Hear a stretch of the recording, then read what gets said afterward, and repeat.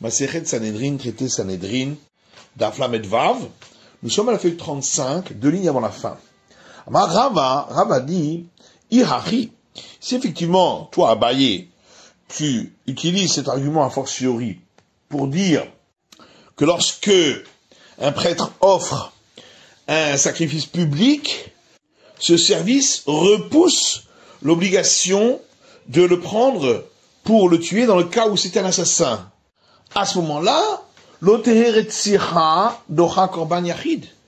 même un sacrifice d'un particulier, le fait qu'il est un assassin n'empêcherait pas qu'il termine son service, Mikal Vochomer, en utilisant également un argument a fortiori. Et donc à ce moment-là, on irait contre le verset qui dit qu'on doit le prendre de l'autel pour le tuer. Et quel est cet argument a fortiori qu'on dirait? Ma Yom Tov, shenitre mipne korban yachid, si déjà les interdits du jour de fête, qui sont repoussés par le service sacrificiel, même dans les sacrifices d'un particulier, et malgré tout, la peine de mort de l'assassin ne repousse pas ces interdits, Korban Yachid, Shudochet, Yom Tov.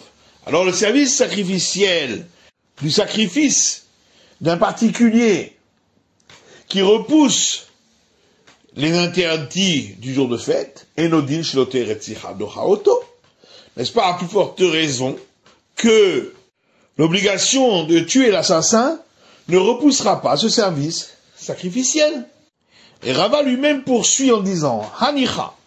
Effectivement, le verset qui dit que on doit le sortir de l'autel pour aller le tuer, on pourrait le comprendre, le Mandamar, d'après le maître du temps de la Mishnah qui pense Ein nedarim undavot krevin beyom tov, que les sacrifices du particulier qui proviennent de vœux ou de promesses ne sont pas offerts un jour de fête. Et donc, l'argument a fortiori qu'on vient de dire ne s'appliquera pas.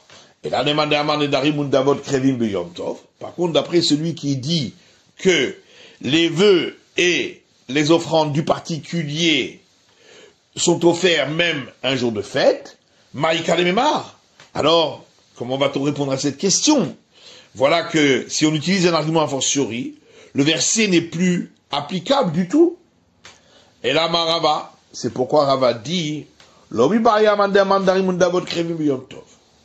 question ne se pose pas et c'est évident, d'après celui qui pense que les vœux et offrandes du particulier sont offerts jour de fête,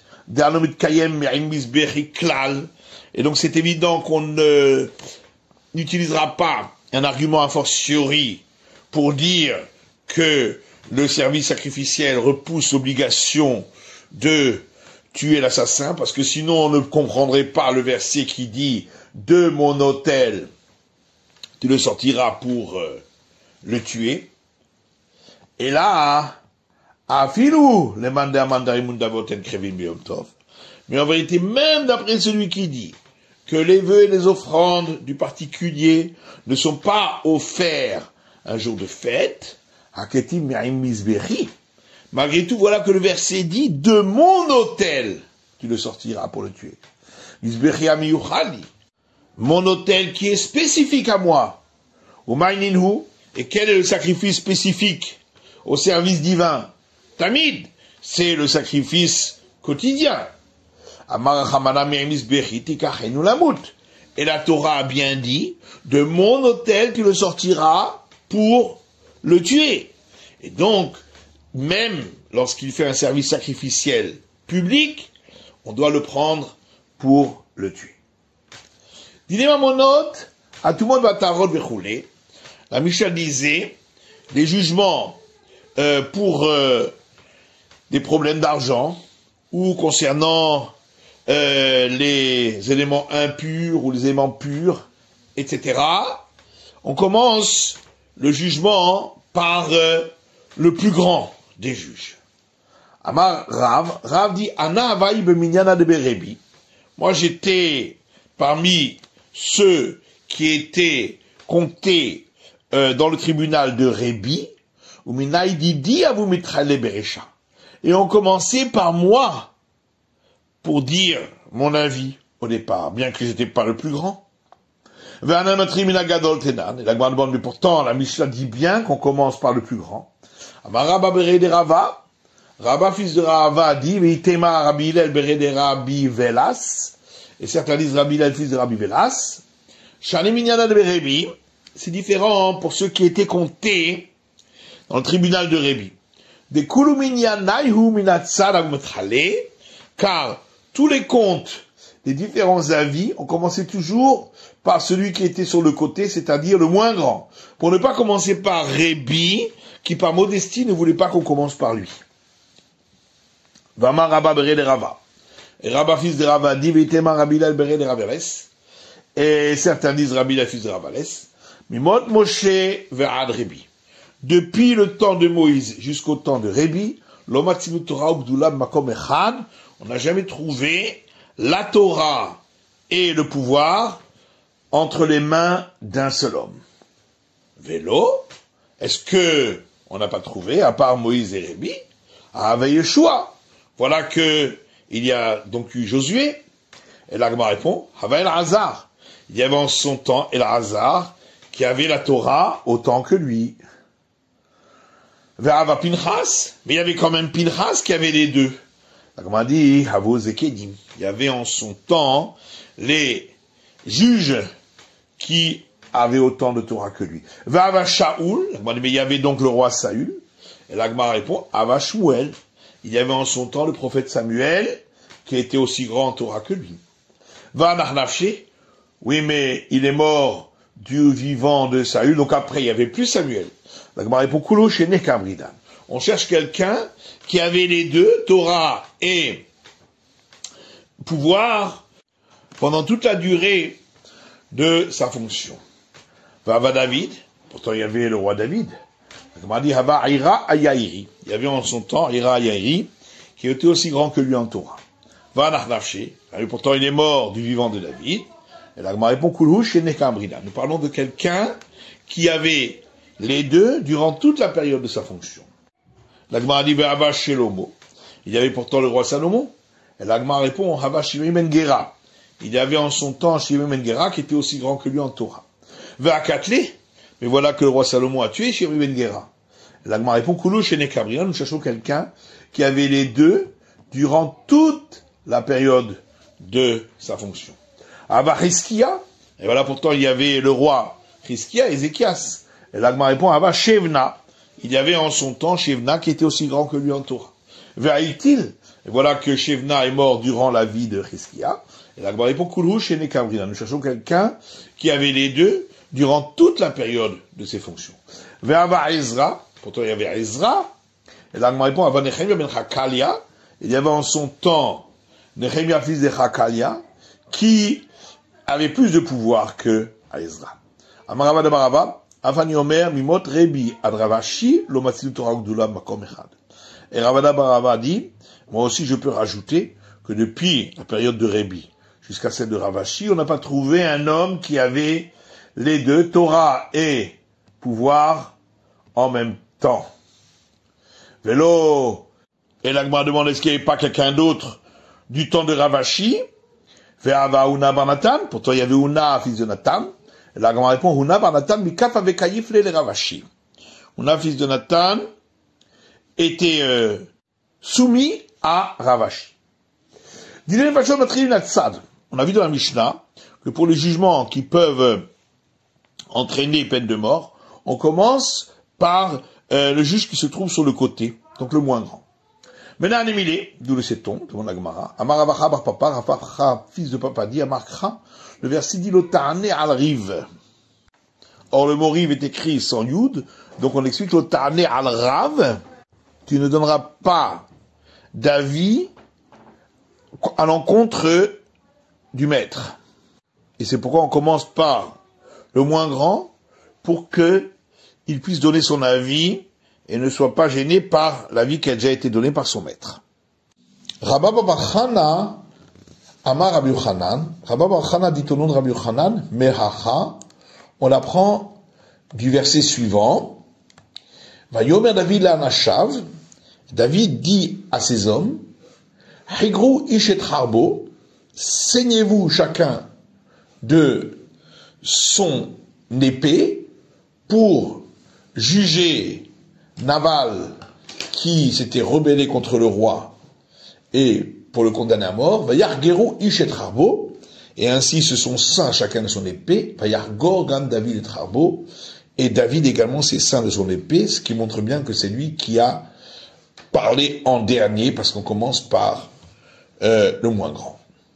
Amar Rav dit, Shonadam et Tamido, un homme peut enseigner une règle à son disciple concernant un jugement qui est à faire concernant une faute qui peut entraîner une peine de mort, et ensuite,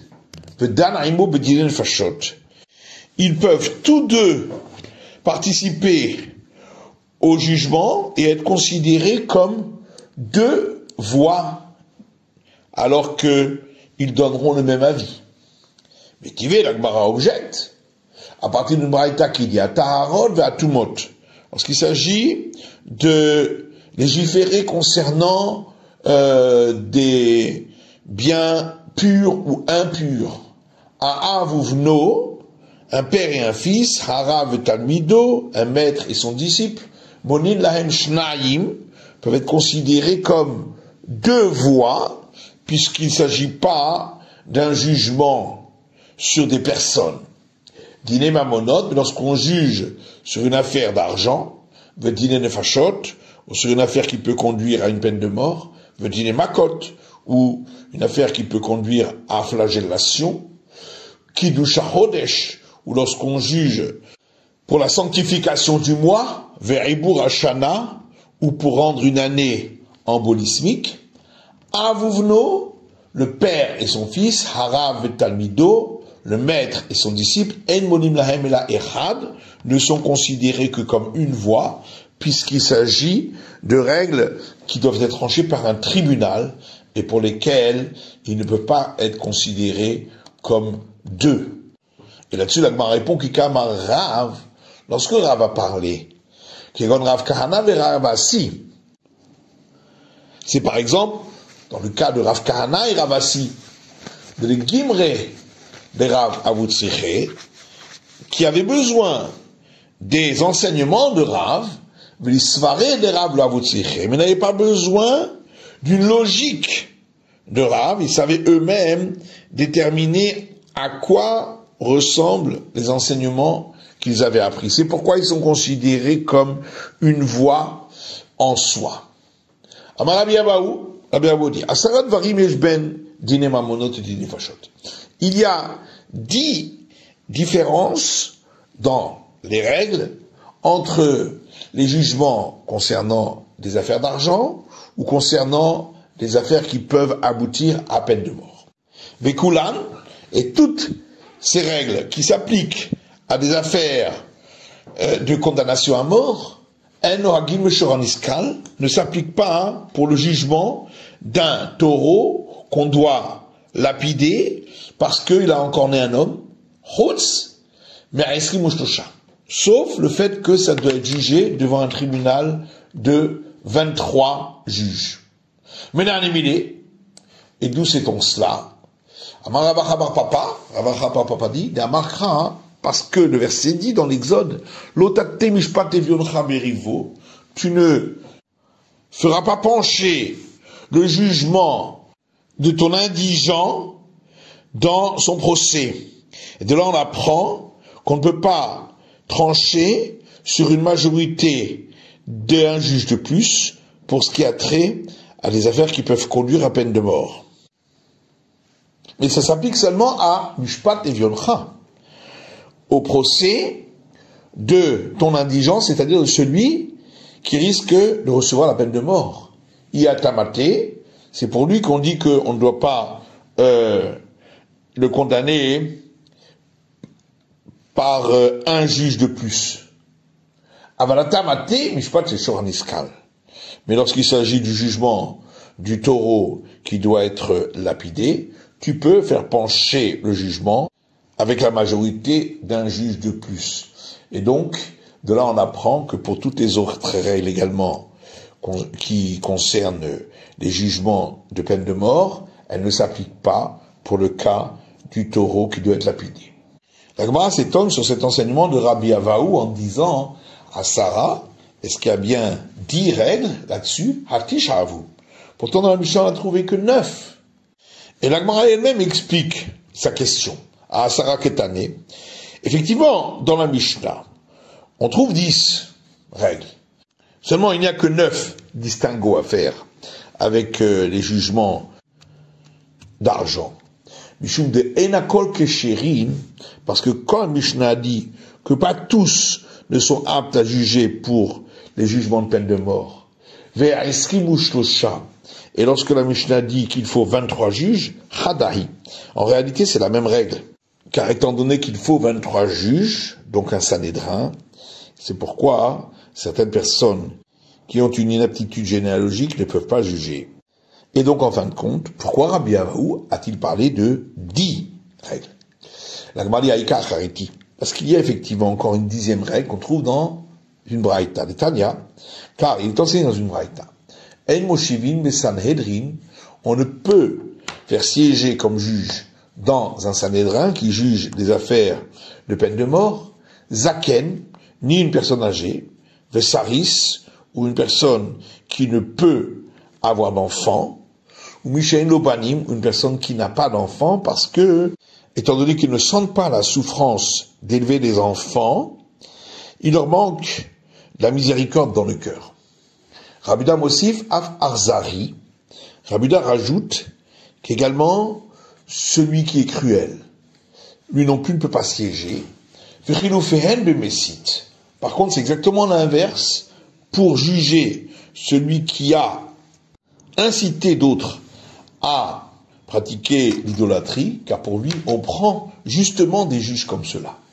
Parce que la Torah dit à son sujet, et tu n'auras pas de pitié, et tu ne le couvriras pas. On a vu dans notre Mishnah que tous sont aptes à juger les jugements d'affaires d'argent, mais pas tous sont aptes à juger les jugements pour peine de mort. Quand on a dit tous sont aptes, ça vient inclure quoi? Amar Ravuda dit la touye mamzer. Ça vient inclure celui qui ne peut pas se marier avec quelqu'un du peuple juif parce qu'il est né d'une relation interdite. Mais ça, on l'a déjà enseigné dans une Mishnah ailleurs. En disant, tout juge qui est apte à juger des affaires de peine de mort, il peut également juger des affaires d'argent. Et il y a un juge qui peut juger des affaires d'argent, mais qui ne peut pas juger des affaires de peine de mort. Va vinanba, et on s'est posé la question, la touyemai, ça vient inclure quoi?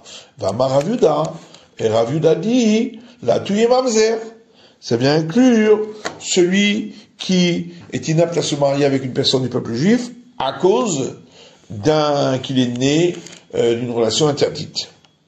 Et l'Agmara répond, Hadala touyeger, un des enseignements, c'est pour inclure le converti,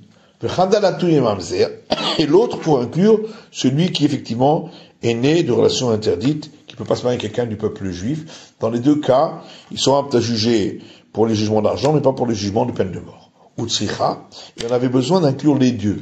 Le Yashwinan guerre, car si on avait inclus que le converti, on aurait dit des Raoui Lavo Bekahal, parce que lui, il peut se marier avec quelqu'un du peuple juif.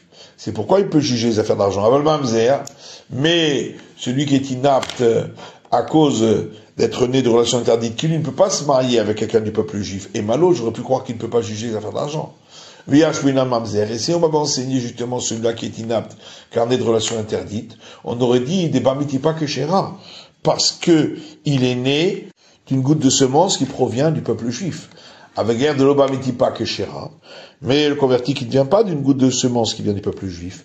Et malo, j'aurais pu croire que non. Tzira, c'est pourquoi on avait besoin d'inclure les deux. On a dit dans le Mishnah, pas tous ne peuvent juger les jugements qui peuvent aboutir à peine de mort, comme on a expliqué. Maïtama, et pourquoi? Et Tané Rav Yosef. Rav Yosef a rapporté une braïta qui dit que Shem Shebeddin Menukin Betzedek, de la manière que le tribunal doit être complètement propre concernant toute affaire de justice pour ses juges, car Menukim Mikolmum, de même ces juges doivent être complètement propres et n'avoir aucun défaut. Et on parle de défaut au niveau généalogique. Amar Amemar Maïkera, Amemar dit de quel verset on apprend? Verset dans le Cantique des Cantiques qui dit Kulach Yafara Hayati, tu es toute belle, ma bien-aimée, ou Mum Einbach, et il n'y a pas de défaut en toi. Et ce verset parle du Sanhédrin. Et la Gemara demande Vedilma Mum Mamash, peut-être que le verset fait référence à un vrai défaut physique, pas un défaut généalogique. Amar Rabacha bar Yaakov dit Amarcha, le verset dit concernant les 70 juges qui ont été nommés par Moïse pour former le grand Sanhédrin, Veitiatsevu sham aimach. L'Éternel lui dit, et ils se tiendront debout là-bas avec toi, Moïse. Et de là on apprend aimach bedomimlach. Avec toi, ils doivent te ressembler. Et donc c'est pourquoi on apprend de là qu'il ne doit pas avoir de défaut généalogique. Venima atam mishum shrina. La Gemara dit peut-être là-bas c'est différent parce que ils devaient recevoir la présence divine parmi eux, comme c'est écrit juste après. Et pour cela, ils ne devaient pas avoir de défaut généalogique. Et là, Nachman bar Yitzhak, c'est pourquoi Nachman bar Yitzhak dit Yamakra. Le verset dit concernant les juges, Venase ou Itach, ils porteront avec toi. Et de là, nous apprenons Itach, Bedomin lach leheve. Puisque c'est écrit avec toi, on apprend qu'ils doivent être ressemblant à toi, donc sans défaut généalogique. Matitin, Mishnah.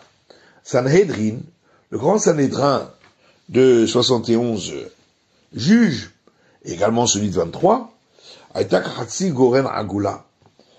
Et les juges siégeaient en hémicycle, que des Shehu Ro'in Ze'elze, afin qu'ils se voient les uns les autres.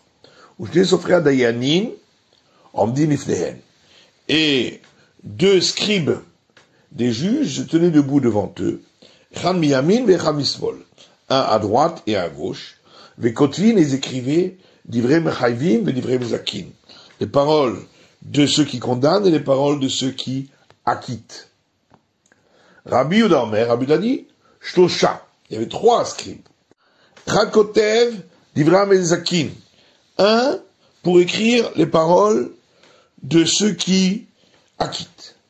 Vechakoté divrei mechavim, et un pour écrire les paroles de ceux qui condamnent. Vashlishi, koté divrei mezakin ve divrei mechavim. Et le troisième pour écrire et les paroles de ceux qui acquittent et les paroles de ceux qui condamnent. C'est la fin de l'étude du Daf Lamed Vav de la feuille numéro 36.